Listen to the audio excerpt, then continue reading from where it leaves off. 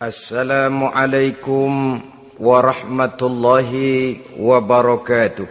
Waalaikumsalam warahmatullahi wabarakatuh. Bismillahirrahmanirrahim. Alhamdulillahi rabbil alamin. Wassalatu wassalamu ala asyrafil anbiya'i wal mursalin, imamil muttaqin, sayyidil ghurril muhajjalin, sayyidina wa maulana Muhammadin wa ala alihi wa ashabihil mujahidin at-tahirin, amma ba'du. Saudara-saudara kaum muslimin rahimakumullah, di zaman Rasulullah sallallahu alaihi wasallam adalah seorang pemuda bernama Ikaf bin Khalid. Ia seorang pemuda yang ganteng, sehat, tidak impoten, suka bergaul dengan wanita, suka pesta, dan memang ia orang kaya.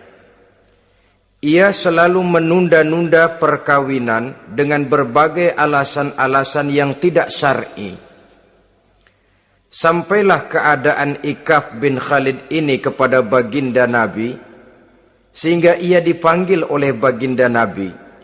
Setelah sampai, ditanyalah Ikaf bin Khalid ini, "Hai Ikaf, saya ya Rasulullah. Kau sudah punya istri?" "Belum ya Rasulullah." "Juga tidak punya budak sahaya?" "Tidak ya Rasulullah." "Dan badanmu sehat?" "Sehat ya Rasulullah." "Kalau demikian," kata Rasul, "kau ini teman setan. Ada dua pilihan Ikaf. Engkau menjadi Nasrani dalam arti meninggalkan hidup perkawinan, atau kalau kau mau ikut golongan kami, kau harus mengikuti tata cara kehidupan kami. Dan salah satu tata cara kehidupan kami ialah melaksanakan perkawinan." Yang kemudian Ikaf bin Khalid ini oleh baginda Rasul dicarikan seorang gadis bernama Karimah binti Kulsum al-Humairi, dan kawinlah Ikaf bin Khalid ini. Dari riwayat singkat ini, saudara-saudara, Rasulullah sallallahu alaihi wasallam melihat bahwa kehidupan Ikaf bin Khalid ini adalah kehidupan yang lazimnya barangkali di zaman sekarang dinamakan kehidupan dari orang-orang yang gemar melakukan free sex, alias samenleven, alias hidup bersama tanpa melakukan pernikahan.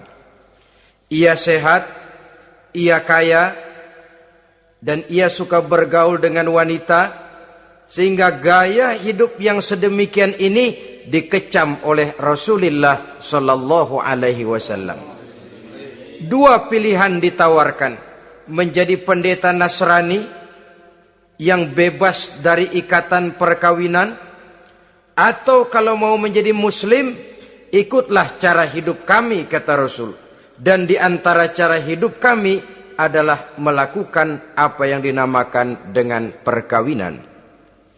Sebagaimana yang kita maklum, manusia adalah makhluk berketurunan terus-menerus sebagai makhluk dua jenis, laki-laki dan perempuan. Keduanya jelas saling memerlukan, saling membutuhkan. Kita laki-laki perlu perempuan, perempuan juga perlu laki-laki. walaupun perempuan pora-poranya lebih pintar daripada laki-laki. Biasanya laki-laki kalau sudah jatuh cinta paling kurang se-RW tahu itu. Sana bicara, kemari bicara. Perempuan lebih pandai menyimpan perasaannya. Nah, pada laki-laki diciptakan zat laki-laki yang dinamakan spermatozoa, dan pada perempuan terdapat indung telur yang dinamakan ovum. Kedua zat itu harus bertemu, dan untuk itu Allah Subhanahu wa ta'ala menciptakan kekuatan tarik-menarik antara laki-laki dan perempuan.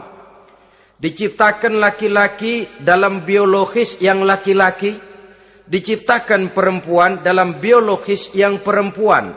Lemah, gemulai, lembut, menarik, ayu, lemot, denok, geboy. Diciptakan magnet yang merupakan kekuatan tarik-menarik antara laki-laki dan perempuan. Dan bila ada persesuaian, maka akan terjadilah persatuan tubuh yang disebut koitus. Bila pada saat itu kebetulan terjadi pengeluaran ovum, maka kedua zat itu akan bertemu di dalam diri perempuan. Dan inilah yang dinamakan konsepsi, yakni permulaan pembinaan jasmaniah makhluk baru dalam rahim seorang perempuan. Inilah makna firman Allah dalam surah An-Nisa ayat pertama. A'udzubillahi minasyaitonir rajim. Ya ayyuhan nasu taqu rabbakumul ladzi khalaqakum min nafsin wahidah wa khalaqa minha zawjaha wa batha minhuma rijalan katsiran wa nisaa. Wahai manusia, bertakwalah kamu kepada Tuhanmu yang telah menciptakan kamu dari diri yang satu, kemudian diciptakan dari diri yang satu itu pasangannya, dan dari keduanya berkembang biaklah manusia menjadi bersuku-suku dan berbangsa-bangsa. Pada contoh lain, dari proses pembentukan jasmania makhluk manusia dalam rahim ini, Al-Baqarah 223 menjelaskan bahwa seorang laki-laki adalah seperti petani, seorang perempuan adalah seperti ladang. Petani adalah yang mencangkul sawah, menebarkan benih, sementara ladang adalah tempat bersemayam benih-benih itu, tempat dia tumbuh dan berkembang membawa manfaat bagi kehidupan ini. Dengan bahasa yang indah Quran mengatakan, nisa'ukum harthul lakum fa'tu harthakum anna syi'tum. Istri-istrimu adalah laksana sawah ladang bagimu, maka cangkulah, datangilah sawah ladangmu menurut cara yang kamu suka. Saudara-saudara kaum muslimin rahimakumullah, belakangan ini orang sering membicarakan pendidikan seks bagi anak-anak. Menurut pendapat saya, walaupun itu diperlukan, tapi tidak harus dilakukan secara menggebu, dan masih banyak hal-hal mendesak lainnya yang lebih perlu dibicarakan ketimbang bagaimana memberikan pendidikan seks kepada anak-anak kecil. Barangkali yang memerlukan, yang sering bertanya tentang seks cuma terbatas kepada anak-anak kecil di kota-kota besar, yang oleh perkembangan teknologi dan komunikasi, daya pikirnya memang sudah sedemikian maju. Tapi berapa ribu jumlah anak-anak kecil yang semacam itu? Selebihnya puluhan juta anak-anak kecil yang tinggal di daerah-daerah terpencil, di provinsi-provinsi lain, di luar keramaian, yang sama sekali belum perlu untuk hal-hal yang semacam itu.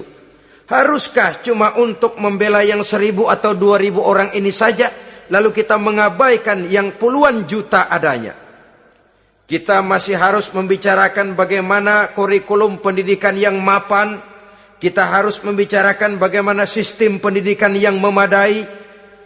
Saudara-saudara, Quran sendiri harus kita katakan berbicara soal seks, tapi gaya bahasanya sopan. Ajaran yang terkandung di dalamnya luhur, tidak terbuka belak-belakan, saya khawatir disalahgunakan nantinya. Maklum ya, yang namanya anak-anak, sifat yang menonjol pada dirinya itu adalah hubbut taklid. Senang meniru. Apa yang dia lihat, apa yang dia baca, apa yang dia tonton, biasanya ingin dia terjemahkan dalam kehidupannya. Kadang-kadang kalau habis baca komik Superman, dia kepengen jadi Superman. Itu anak kecil. Habis baca buku Si Buta dari Gua Hantu misalnya, pengen jadi si buta dari gua hantu, nyari kayu bikin tongkat.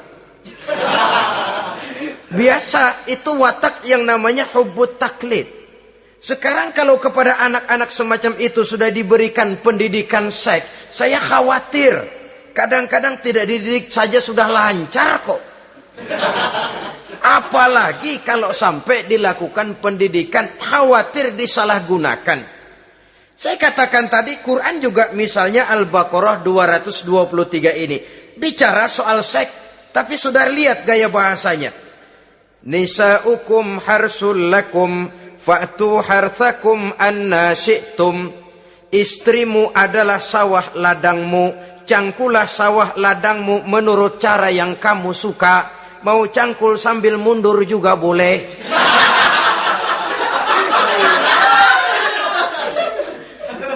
Teknik mencangkul terserah kita, asal yang dicangkul sawah ladang sendiri. Jangan sawah ladang orang lain dipaculin, marah yang punya. Kita lihat di sini betapa dalam gaya bahasa yang sopan Al-Quran berbicara soal ini. Saudara-saudara kaum muslimin rahimakumullah. Kesenangan melakukan hubungan seksual digerakkan oleh satu energi, oleh satu kekuatan dalam diri manusia yang dinamakan insting seksual atau libido. Dan libido merupakan energi yang terbesar dalam tubuh manusia.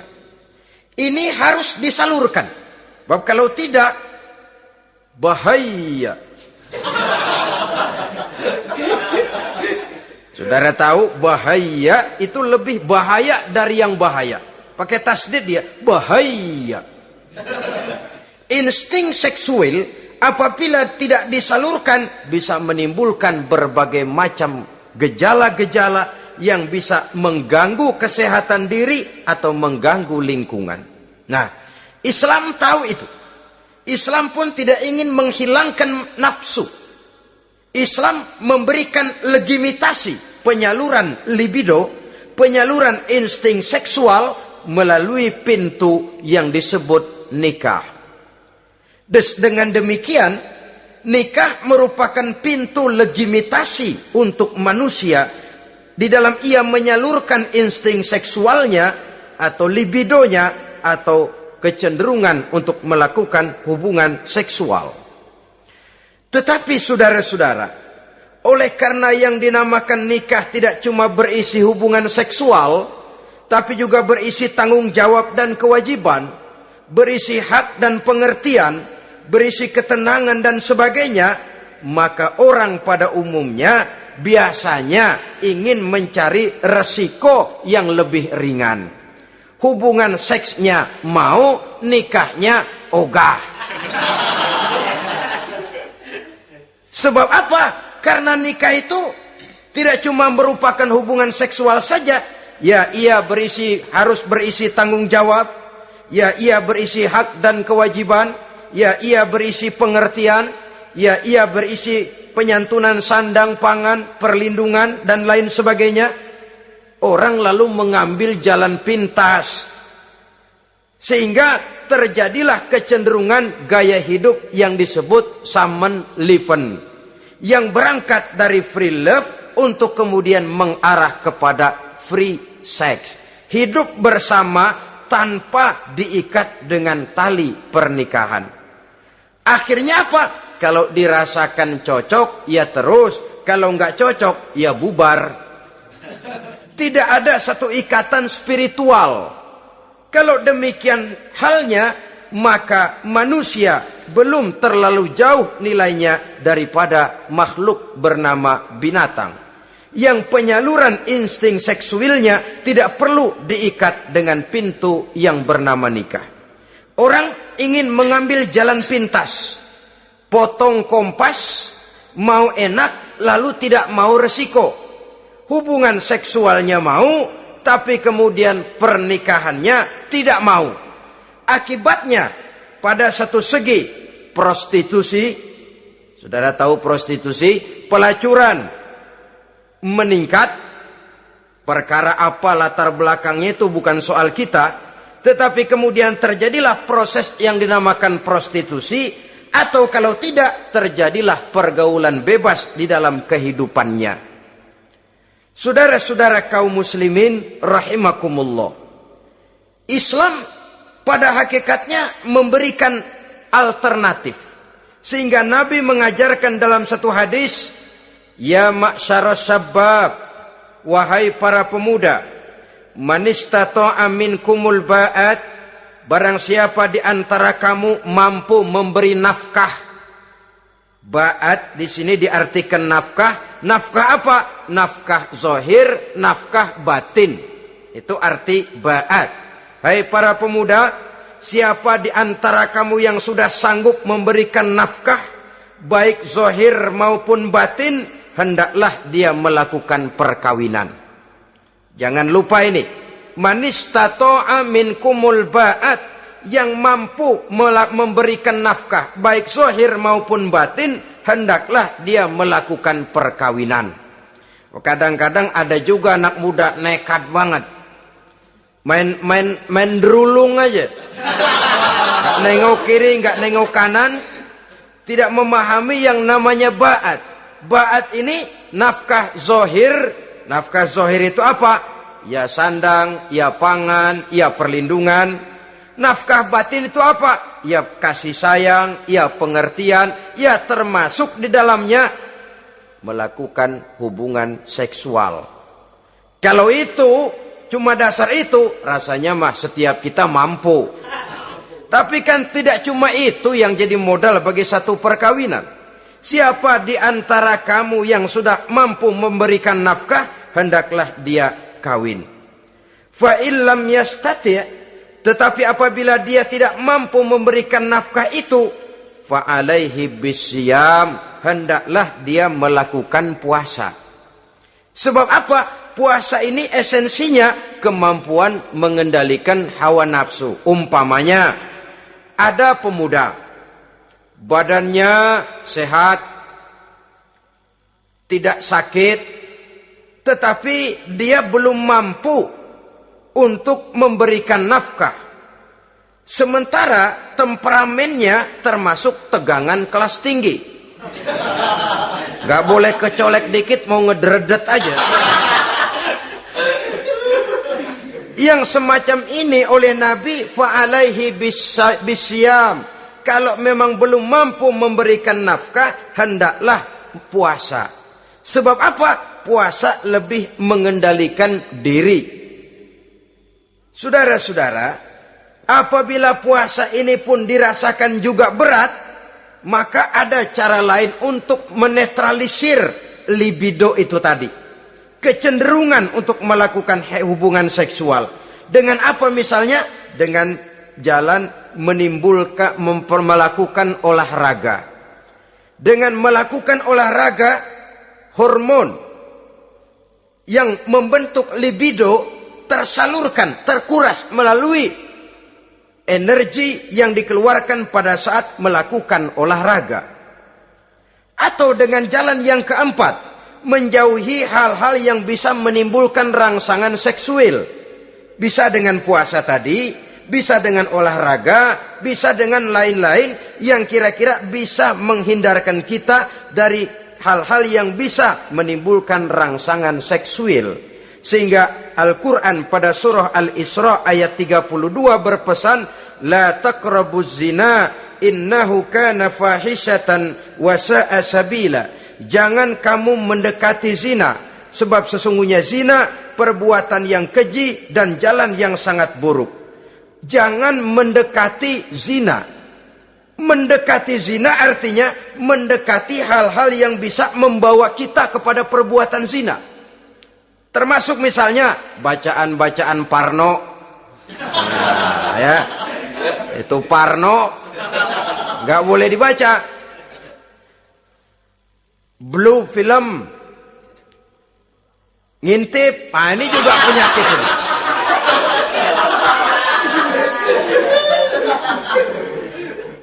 Itu termasuk dalam larangan la taqrabu zina. Jangan kamu mendekati hal-hal yang bisa menyebabkan kamu jatuh kepada zina. Kalau itu didekati, besar kemungkinan kita akan terperosok ke dalamnya. Sehingga pepatah bilang, kalau takut jatuh ke sungai, jangan main di pinggir sungai. Kalau takut ombak, jangan berumah di tepi pantai. Kalau takut jatuh kepada zina, jangan mendekati hal-hal yang bisa membawa kita kepada perzinaan. Nah, saya merasa prihatin bahwa dimanapun di dunia ini, modernisasi, kemajuan sering membawa proses pergeseran nilai. Cepatnya arus komunikasi. Apa yang terjadi di Amerika hari ini bisa kita tahu hari ini. Apa yang terjadi di Eropa hari ini bisa kita saksikan hari ini. Proses komunikasi yang sedemikian canggih membawa dampak proses pergeseran nilai dalam diri dan kehidupan manusia. Akibatnya dia banyak tahu, dia banyak melihat, dia banyak mendengar. Kalau dia tidak punya filter, dia akan mudah terhanyut oleh nilai-nilai yang menggeser dia dari tuntunan ajaran agamanya. Maka dengan demikian saudara-saudara, Islam memberikan legitimasi terhadap penyaluran insting seksual melalui pintu yang disebut nikah. Dan Islam mencela apa yang disebut Samenleven, free love atau free sex alias hidup bersama tanpa melakukan pernikahan. Apa yang akan terjadi dalam kehidupan ini apabila manusia bergaul sebebas-bebasnya tanpa terikat lagi oleh norma dan kaedah kehidupan beragama? Sudah cukup banyak korban bergelimpangan dari arus yang namanya pergaulan bebas dengan dalih new morality, kebudayaan moral baru yang terlepas dari bimbingan kehidupan beragama. Saudara-saudara kaum muslimin rahimakumullah. Dulu zaman kakek kita itu kalau pacaran, saudara-saudara, biasanya yang laki di luar, yang perempuan di dalam. Paling-paling pagar dibolongin. Ya, orang dulu itu kan rumahnya pakai pagar toh. Kalau sudah pagar itu bolong, si yang laki masukkan jarinya ke pagar. Nanti dipegang jari itu oleh tangan si perempuan dari dalam. Cuma beradu tangan doang, endahnya bukan main udah.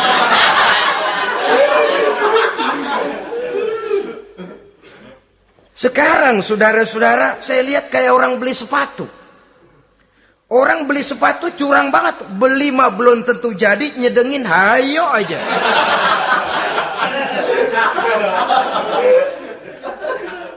Iyalah, kalau sepatu barangkali disedengin sehingga ada bekasnya.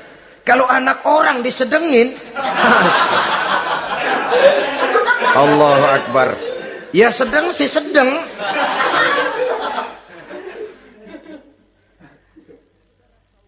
Saudara-saudara kaum muslimin rahimakumullah. Terhadap pintu legitimasi ini pun kalau manusia sudah sanggup melakukan ba'at, baik nafkah zahir maupun nafkah batin. Kalau itu tidak bisa dia lakukan, hendaklah dia menjaga diri dari hal-hal yang bisa menjerumuskan dia ke tempat zina. Bisa dengan puasa, bisa dengan memperbanyak olahraga, bisa dengan menggiatkan belajar, study club, diskusi. Ada pepatah mengatakan 3 hal yang bisa membawa kerusakan. 3 kosong. Kosong iman, kosong kantong, kosong perut. 3 kosong ini yang sering membawa kerusakan dalam diri manusia. Pertama, kosong iman. Yang kedua, kosong kantong. Yang ketiga, kosong perut. Ketiga kosong ini kalau sampai kumpul pada diri kita 3-0, berapa yang ngubernya? Sering kalah kita. Kosong iman, kosong kantong, kosong perut. Maka motif dari berbagai macam kejahatan umumnya karena 3 kosong ini. Orang bisa jatuh ke tempat zina, bisa jatuh kepada korupsi, bisa jatuh kepada perampokan, pencurian, dan berbagai macam perbuatan negatif. Pertama, kosong iman. Kalau sudah kosong iman, ini kosong yang paling berbahaya. Dia tidak ada lagi yang ditakutin. Polisi, ya apa selamanya polisi mau nongkrongin dia. Kalau sudah kosong iman, ini sudah tidak ada lagi norma yang diindahkannya.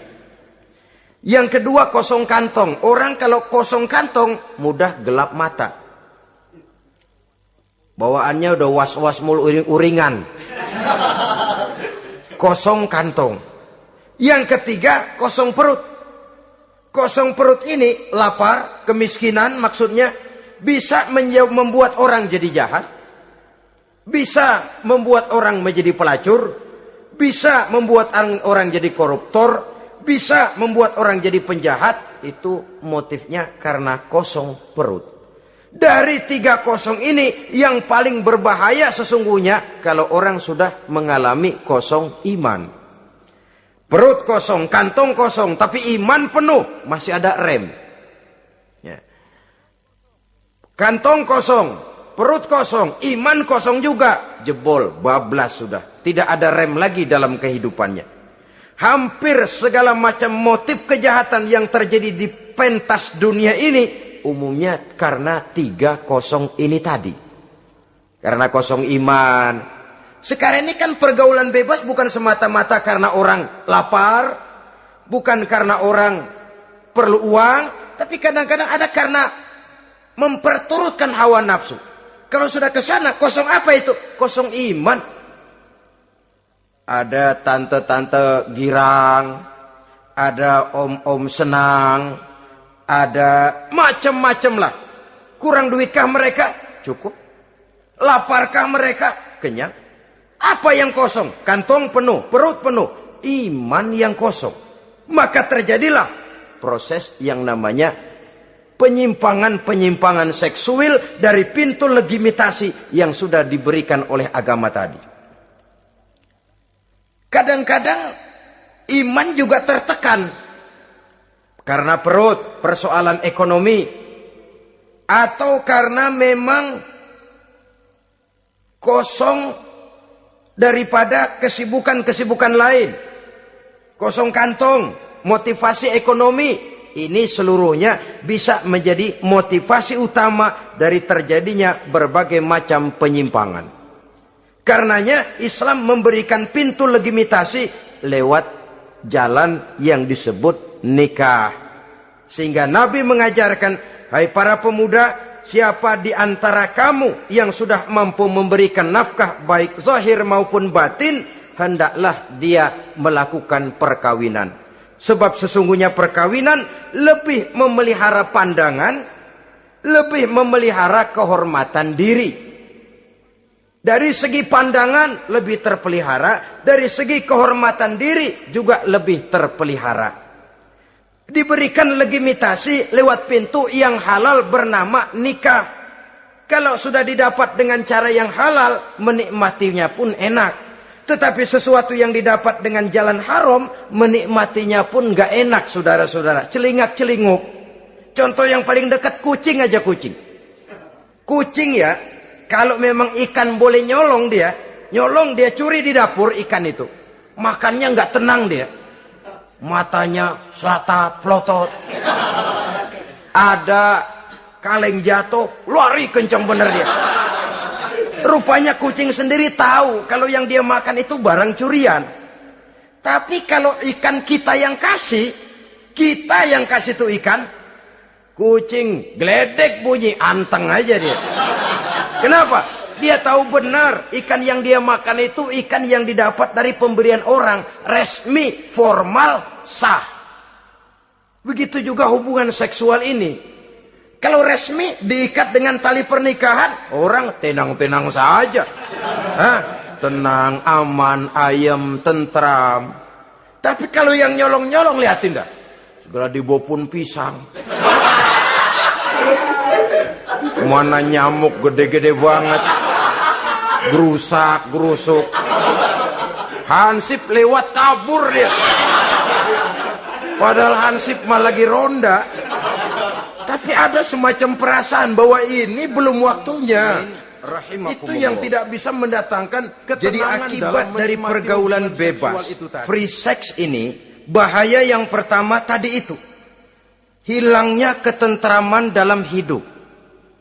Mungkin orang lain tidak tahu, Hansip nggak lihat, orang tua bisa kita bohongin, tapi ketentraman, was-was, apalagi kalau kita merasa bahwa ini akan menimbulkan satu akibat, entah dalam bentuk nantinya terjadi kehamilan. Si laki-laki juga tidak tenang, khawatir kalau nanti dituntut. Si perempuan juga setelah melakukan pergaulan bebas itu hilang ketentraman hidupnya. Apalagi kalau dia harus kehilangan sesuatu yang sangat berharga dalam kehidupannya. Kegadisan katakanlah, keperawanan katakanlah begitu. Sesuatu yang semestinya dijaga dan dijunjung tinggi. Tapi kadang-kadang memang cinta, inilah yang namanya cinta. Sehingga cinta itu katanya buta. Kalau sudah buta, apa saja terasa jadi indah, apa saja diserahkan. Akibatnya mahkota yang paling berharga sering hancur berantakan sebelum pada waktunya. Akhirnya ketentramannya hilang. Hidupnya gundah, gelisah. Pada mulanya memang dia tidak merasa cerah, segalanya menjanjikan dan menyanyikan keindahan. Tapi setelah proses pergaulan itu terjadi, dia kehilangan kegadisannya, si pemuda resah, si gadis pun gelisah. Apa yang dia tunggu? Jangan-jangan. Nah, jangan-jangan.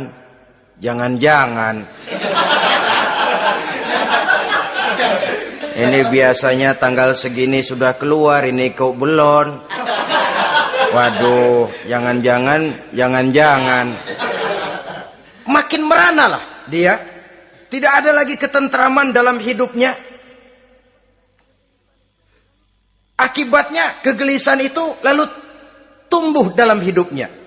Kerjanya tiap hari hanya termanggu-manggu, menunggu dan menunggu dari waktu ke waktu.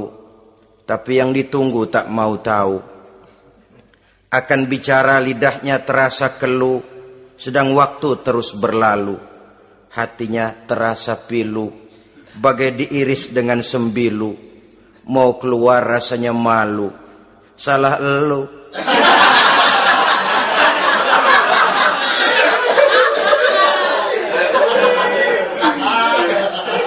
Iya toh? Salah elu. Ngapa nggak sabar nunggu penghulu?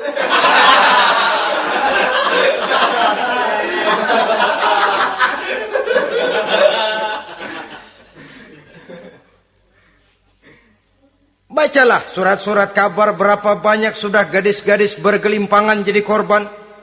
Berapa banyak sudah bayi-bayi yang lahir ke dunia ini tanpa tahu kemana dia harus memanggil bapak. Apakah deretan jumlah korban ini masih harus terus bertambah dan bertambah? Dengan dalih modernisasi, dengan dalih kemajuan zaman, dengan dalih kebebasan pergaulan, dengan dalih emansipasi. Lalu menginjak moral yang seharusnya kita junjung tinggi-tinggi. Sampai kemudian merendahkan harga diri kita sebagai manusia. Hilangnya ketentraman dalam hidup. Bahaya yang kedua dari pergaulan bebas ini, berjangkitnya penyakit kelamin. Penyakit yang saudara-saudara tentu tahu, tidak tanggung-tanggung. Raja namanya. Raja singa. Barangkali sekarang sudah ada suntikan penisilin, boleh jadi. Barangkali sudah ada pil KB yang bisa mengatur saat-saat orang melakukan, saat orang bisa menstruasi, boleh jadi. Tapi alat-alat itu memang kalau disalahgunakan bisa merangsang terjadinya pergaulan bebas. Terjadinya penyakit kelamin. Pada lain segi, saudara lihat saja, sering dicontohkan, kalau pagi-pagi PLN bikin pengumuman nanti malam listrik akan mati total seluruh kota. Wah, tahu kita, ini nanti malam listrik bakalan mati. Pagi-pagi sudah beli baterai kita, masukin batu baterai ke dalam baterai. Dari pagi sampai sore itu baterai kita sorotin terus, padahal masih siang. Apa yang terjadi? Nanti maghrib datang, malam tiba, nyorot lagi, udah soak batunya. Kenapa? Lantaran dari pagi sepanjang siang disorotin terus, belum waktunya baterai nyempret terus. Begitu malam udah soak, nggak terang lagi. Sama saja kita juga begitu. Belum nikah dipakai terus. Mumpung masih siang nyorot terus baterai. Itu nanti kalau sudah malam masuk pintu pernikahan, baterai bisa soak. Mau nyorot lagi lah, remeng-remeng. Udah nggak punya daya begitu masuk pintu pernikahan, mencelam-celam doang.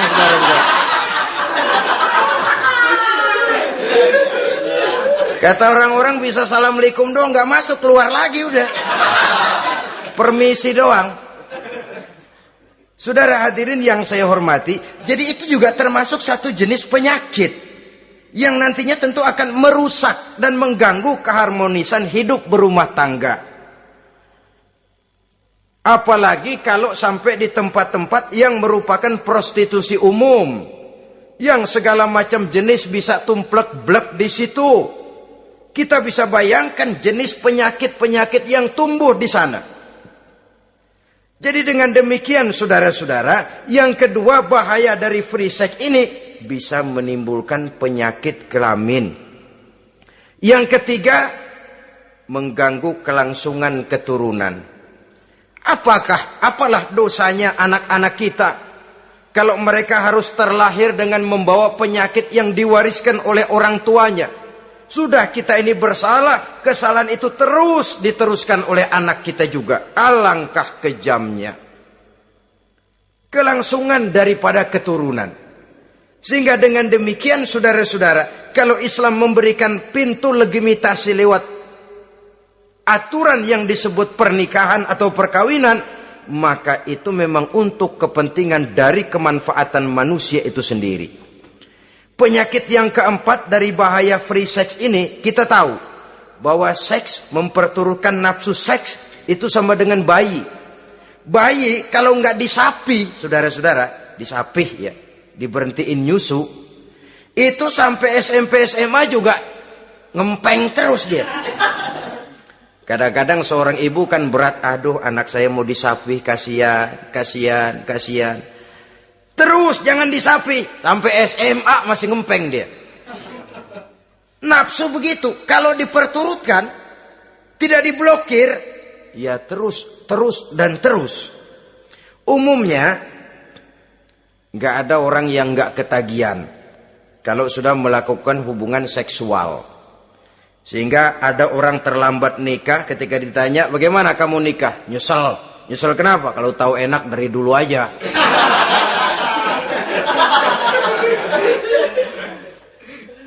Nah, sekarang kecanduan terhadap hubungan seksual ini akan membawa dampak tadi.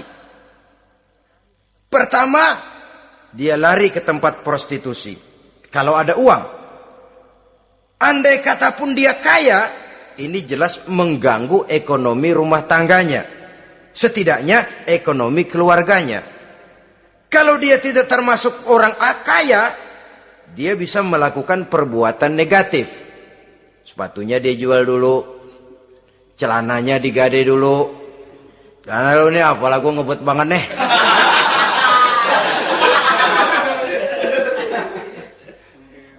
Itu sudah mengarah kepada ekonomi. Belum lagi penyakit yang kelima, bahwa free sex ini bisa membawa kehancuran karier. Saudara lihat ya, walaupun tidak karena free sex sepenuhnya, tapi pengaruhnya. Konon Julius Caesar yang begitu gagah perkasa, takluk dan bertekuk lutut di bawah kaki Cleopatra. Konon Napoleon Bonaparte, singa daratan Eropa, luas kekuasaannya, besar tentaranya, dia tunduk di bawah kaki Margaret Josephine. Bahkan konon Adolf Hitler yang begitu luar biasa cuma tunduk kepada Eva Braun. Baiklah, itu sejarah masa lalu. Yang sekarang yang kita alami, saudara, betapa seorang senator seperti Gary Hart, calon presiden unggulan di Amerika, brilian, jenius, cerdas, diunggulkan, masih muda. Betapa calon presiden ini harus mundur dan hancur karier politiknya cuma karena skandalnya dengan seorang hostess bernama Donna Rice. Ini di Amerika loh, di satu negara yang konon katanya menganut liberalisme, tapi begitu tingginya dijunjung nilai-nilai moral. Kalau dia terlibat begitu, bagaimana kalau dia jadi presiden nanti? Bahkan paling belakang, saudara-saudara, John Tower yang oleh Presiden Bush dicalonkan menjadi Menteri Pertahanan terpaksa ditolak oleh Senat. Oleh karena skandalnya, ya dengan minuman keras, ya dengan wanita. Saya katakan lagi, ini di negara yang kita katakan, kita tuding sebagai negara liberal. Di negara yang menganut mudah-mudinya pergaulan bebas, entah nilai moral dituntut sedemikian luhur, sehingga seorang bisa mengundurkan diri dari calon presiden karena terlibat skandal. Di Inggris pernah juga kejadian, di Italia pernah juga kejadian, seorang perdana menteri terlibat skandal dengan seorang pramugari pesawat udara, sampai kemudian dia dan seluruh kabinetnya membubarkan diri. Kehancuran karier. Karena bagaimanapun lemahnya wanita, perempuan sekalipun lemah, saudara-saudara, lelaki yang bagaimana gedenya juga dia telan. Itu namanya perempuan, saudara-saudara. Seseorang bisa bangkit ke panggung sejarah memegang peranan. Dari yang tidak pernah diperhitungkan bisa menjadi kekuatan yang diperhitungkan pun karena perempuan. Tapi seorang pun bisa ambles di telan perut sejarah juga karena perempuan. Kehancuran karier. Sebab pangkat yang tinggi, badan yang sehat bukan merupakan jaminan bahwa seseorang akan mampu menghadapi bujuk rayu dari seorang perempuan. Saudara-saudara kaum muslimin rahimakumullah. Oleh karena itu, mari sayangi diri, sayangi karier, sayangi ekonomi rumah tangga. Bertahun kita pergi pagi pulang sore peras keringat cari nafkah, menghidupi anak dan istri. Haruskah dia jadi hancur cuma oleh karena kecanduan kepada pelacur misalnya? Memang yang namanya pelacur tentu saja memikat, mempedaya, mempesona. Saudara-saudara kaum muslimin rahimakumullah. Karena apa? Karena yang dicari uang, mereka toh dagang. Taktik orang dagang tentu harus mampu memikat pembeli. Jangan lalu merasa senang. Waduh, nih malam mujur banget nih. Ngapa? Dapat yang baik banget sama gue. Waduh, ramah lagi orangnya. Udah endah aja udah.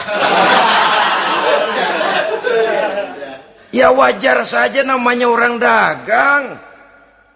Sehingga orang-orang tua dulu punya pepatah, kalau Anda termasuk orang yang jarang senyum, jangan jadi pedagang.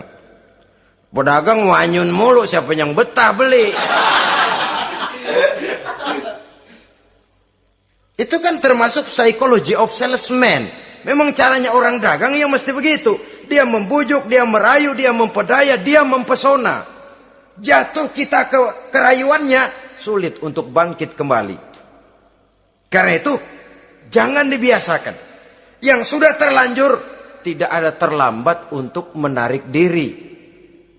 Adalah lebih baik kita gila dulu baru benar, daripada benar dulu baru jadi orang gila. Kalau orang gila mau benar, ini gampang ngaturnya. Tapi sudah benar, lalu gila. Ini repot, saudara-saudara. Dibilangin apa-apa, dia pernah jadi orang benar.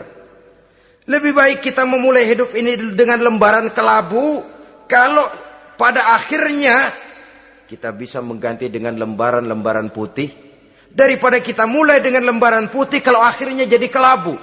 Yang paling baik tentu putih sejak lembaran pertama sampai kepada lembaran terakhirnya. Saudara-saudara kaum muslimin rahimakumullah.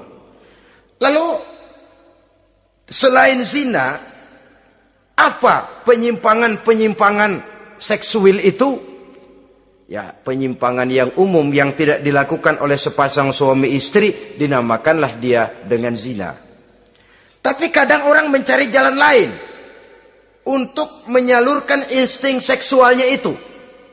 Ada misalnya dia puasa emang kagak doyan, budak seharian kagak makan, capek. Olahraga ndak suka olahraga. Sementara tegangannya tegangan tinggi. Baca buku yang parno seneng. Kalau ngomong selalu yang nyerempet-nyerempet. Akibatnya apa? Dia puasa tidak, olahraga tidak. Dia bisa jatuh kepada yang disebut onani atau masturbasi. Ada ulama mengharamkan ini, ada yang memakruhkan saja. Tapi bagaimanapun itu merupakan satu perbuatan dosa. Sungguh pun oleh ilmu kedokteran tidak dipandang sebagai sesuatu yang membahayakan barangkali. Tapi pada umumnya lalu lahir rasa minder, rasa rendah diri. Dan masturbasi atau onani itu termasuk zina tangan. Ya walaupun dosanya tidak sebesar zina biasa. Sebab jangan lupa, mata bisa zina. Zina mata, ia memandang sesuatu yang haram. Tangan bisa zina. Zina tangan termasuk onani. Hidung bisa zina. Zina hidung, ya saudara lebih tahulah. Ini termasuk jenis penyimpangan. Atau kemudian ada lagi jenis lain. Seseorang yang menyalurkan insting seksualnya kepada makhluk sejenisnya. Laki-laki kepada laki-laki. Itu yang kita kenal dengan istilah homoseksual. Itu bukan barang baru itu. Di zaman Nabi Lut itu sudah terjadi dan mereka dikutuk oleh Allah Subhanahu wa taala. Homoseksual itu termasuk dosa besar. Sekarang ini orang malah menuntut dilindungi haknya. Sehingga kaum gay di Amerika itu pernah demonstrasi menuntut perlindungan hak. Bahkan mereka sudah tidak perlu sembunyi-sembunyi lagi, bahkan ada yang hidup berumah tangga. Ini ya terlepas dari penyakit kejiwaan yang memang harus disembuhkan dan perlu pengobatan khusus. Tapi homoseksual dilihat dari segi agama merupakan satu perbuatan yang berdosa. Dan dosanya besar.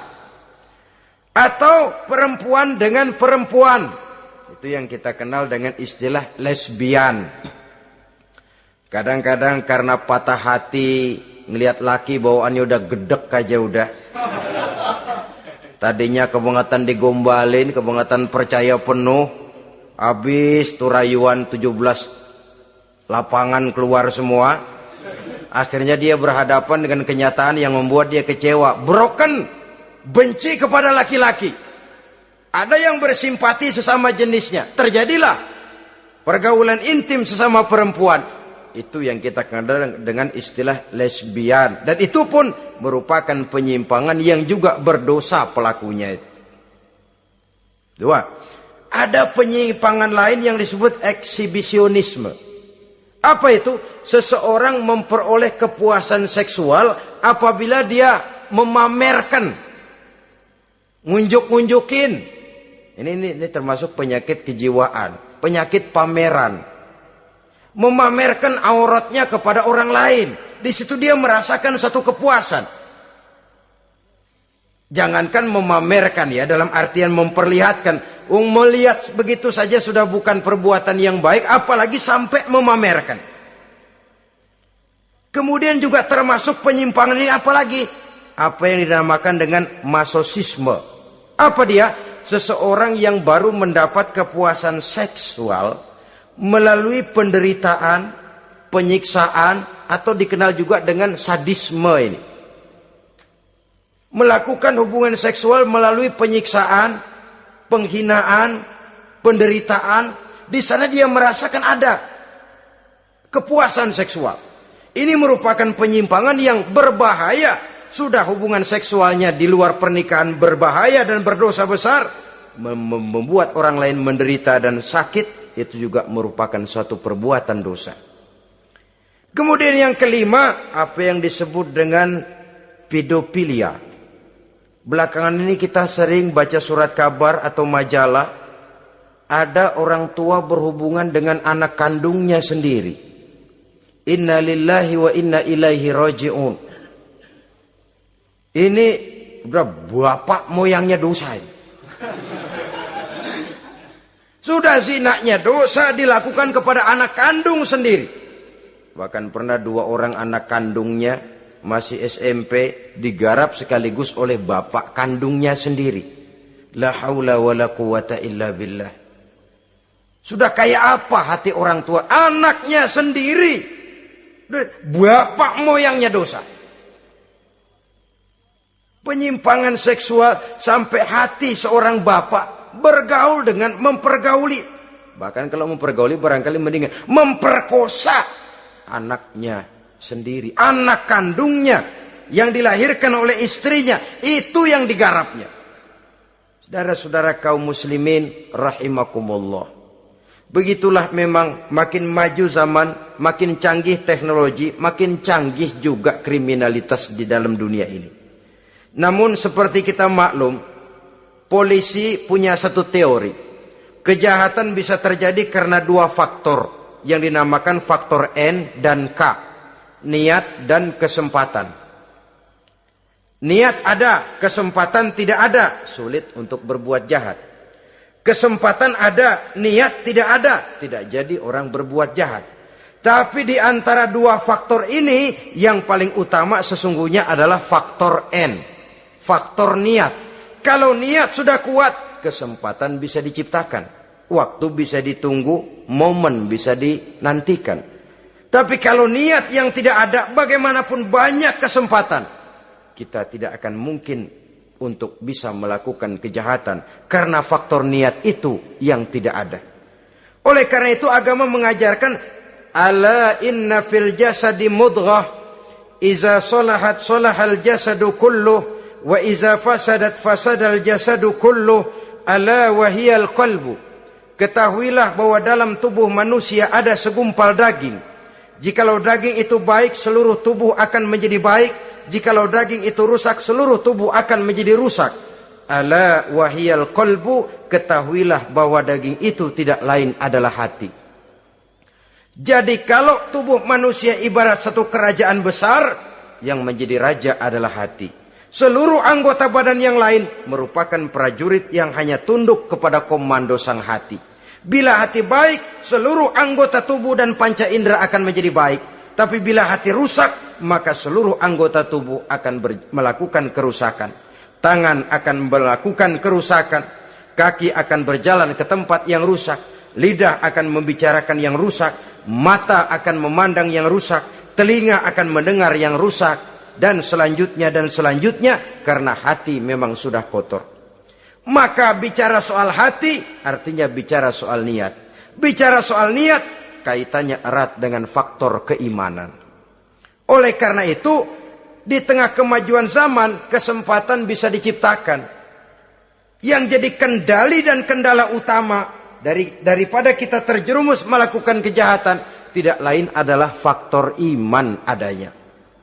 Di kota-kota besar sekarang ini, apa yang tidak tersedia? Sejak dari minuman keras, sampai kepada perjudian, sampai kepada pelacuran, baik yang berterang-terangan maupun pelacuran-pelacuran yang terselubung dan terhormat. Sejak dari kelas koran sampai kelas hotel bintang 5, sejak dari kelas di pinggir lapangan sampai kelas di motel-motel mewah dan mahal, sejak dari kelas murahan sampai kelas super VIP, dan lain sebagainya. Ini seluruhnya merupakan fasilitas kehidupan yang kita harus pandai memilah dan memilih dan punya filter dalam kehidupan. Allah Subhanahu wa taala memberikan pilihan. Alam naj'al lahu 'ainaini wa lisanan wa syafatain wa hadainahu najdain. Bukankah kami ciptakan bagi manusia itu dua mata, satu lidah, dua bibir. Wa hadainahu najdain, dan kami berikan mereka petunjuk dengan dua jalan. Manusia, ini jalan kanan, ini jalan kiri. Jalan kanan kau tempuh akan sampai ke surga. Jalan kiri kau tempuh akan sampai ke neraka. Sementara jalan ke kanan memang menanjak, banyak onak dan duri. Sementara jalan ke kiri memang kelihatannya menurun, bertabur bunga di kanan kirinya, harum dan mewangi. Falak tahamal aqabah. Kenapa kamu tidak mau menempuh jalan yang menanjak? Ini kecenderungan manusia. Ngapain nanjak, capek. Ini aja yang turun nih nggak pakai bertenaga. Ngapain kawin, repot lah pakai nyari nafkah, pakai kerja, ntar punya anak ribet lah, sama juga. Mendingan ke sono aja, no 2000 bersih udah.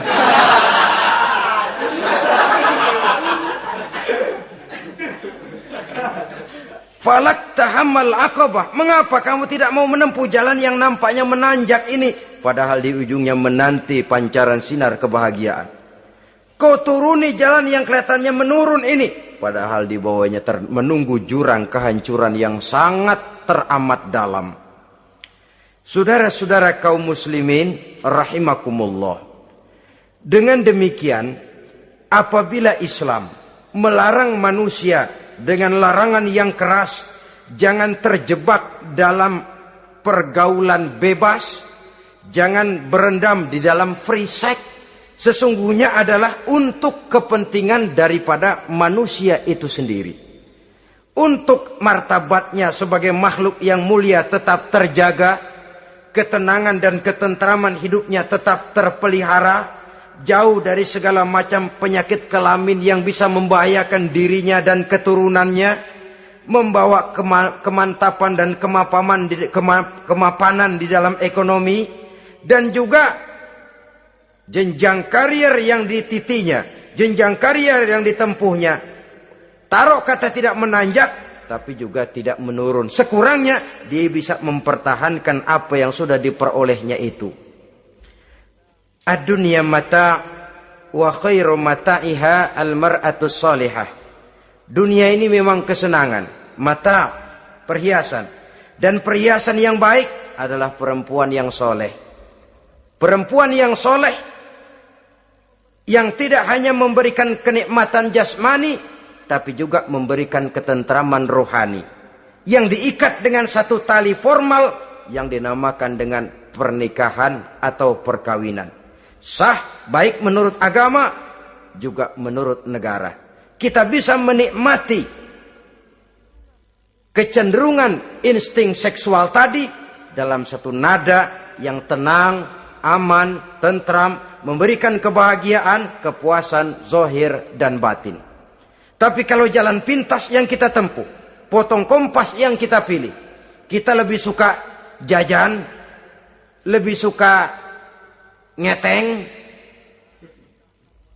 Nikah kan berat, bayar mas kawin, bawa uang belanja segala macam.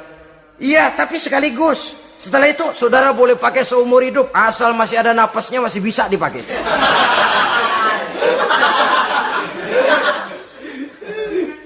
Tapi apabila potong kompas tadi, jajan yang kita tempuh kelihatannya memang ringan, 2000, ya mendingan dikit 5-10 ribu. Atau kalau sudah kelas VIP bisa ratusan bahkan jutaan, sekali, 2 kali, 3 kali. Kalau dihitung-hitung bangkrut nggak karu-karuan kita. Maka agama ini diturunkan untuk kepentingan manusia guna membawa kebahagiaan hidup sejak dari dunia sampai ke akhirat. Kepada adik-adik remaja, para pemuda, jika sudah mampu memberikan nafkah, laksanakanlah pernikahan atau perkawinan. Jika belum mampu, maka jauhilah hal-hal yang dapat menimbulkan rangsangan seksual. Boleh dengan jalan berpuasa, memperbanyak olahraga, menggiatkan studi klub, diskusi dan sebagainya, sehingga kita selamat dari arus pergaulan bebas yang akan merendahkan martabat kita sebagai manusia. Inilah yang kita bicarakan pada pertemuan kali ini.